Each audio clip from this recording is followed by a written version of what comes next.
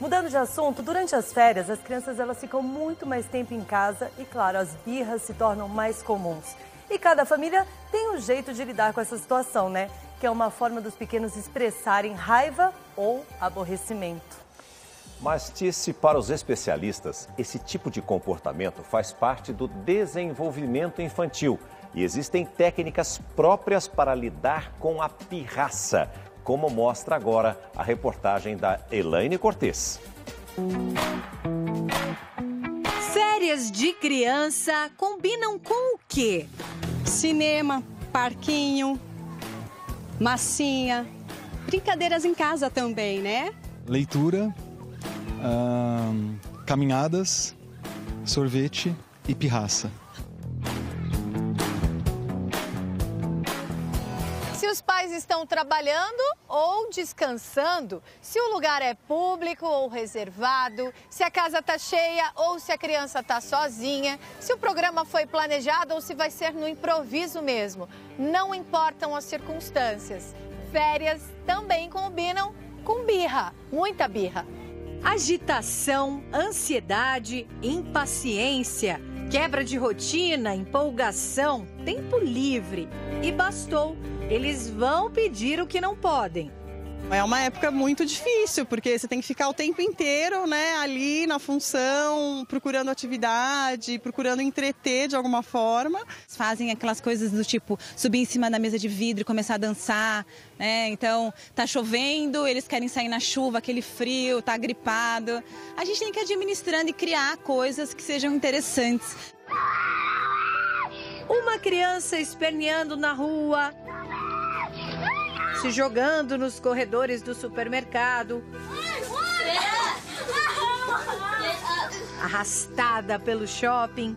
Quem nunca? E é a coisa mais fácil de ver hoje em dia, né? É cena comum. Aliás, faz parte do desenvolvimento infantil.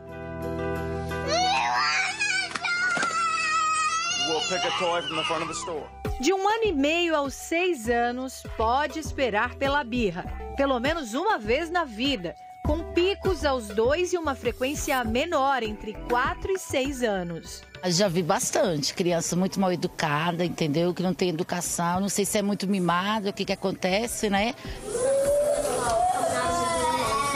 Falta de controle dos pais, birra tem que ter limite e malcriação também. Se você já falou ou pelo menos pensou assim, dê uma trégua aos pais, vai. Depois do choro, a birra é a próxima estratégia de comunicação da criança. A maneira que ela encontra entre as lágrimas e as poucas palavras para expressar o que quer. A criança age por impulso e a motivação dela é conseguir o que ela deseja, né, naquele momento, porque para a criança o que vale é o hoje, né? A questão temporal é diferente do adulto. É normal, mas ainda vista daquele jeito que a gente bem sabe. A birra ainda é vista de uma forma bastante preconceituosa, principalmente pelas pessoas que não têm filhos, porque quem tem filhos já passou pelo menos por uma situação em público e em casa mais vezes. Sabe aquele ditado? 1 é pouco, 2 é bom e 3 é demais? No caso das birras, não se aplica. 1 é difícil, 2 é uma loucura e 3 é insano. Olha aí o que acontece no meio da entrevista. Tá bom. Você quer por aqui? Aí você vai ficar boazinha?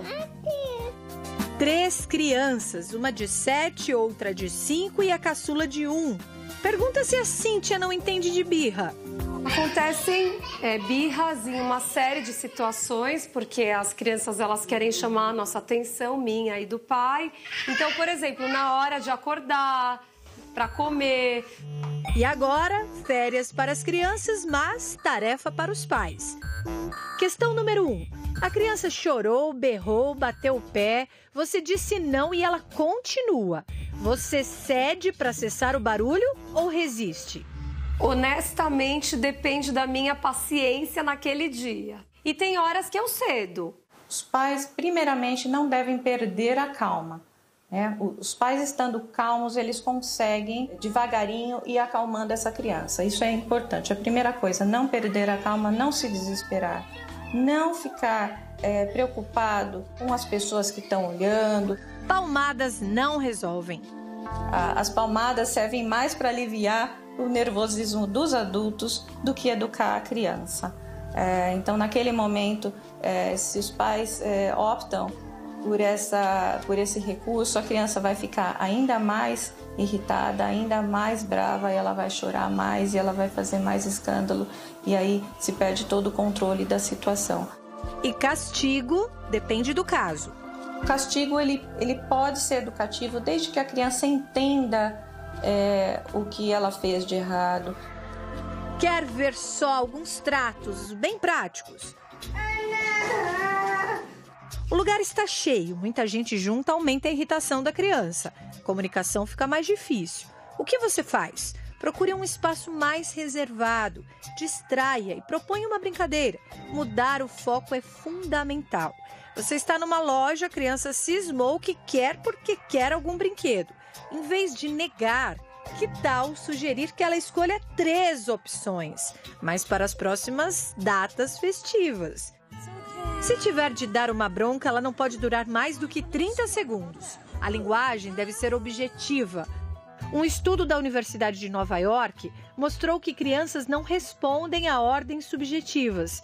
Depois de analisar 139 meninos e meninas de 4 a 5 anos, pesquisadores observaram que as crianças que recebiam ordens mais assertivas e com frases diretas mostravam maior disposição para colaborar. Abaixar-se na altura da criança, olhar bem nos olhos e manter o volume da voz mantém a concentração em você. Se nada disso resolver, como lidar com um ataque de raiva? Nada de deixar a criança para trás, ela pode inclusive correr algum risco.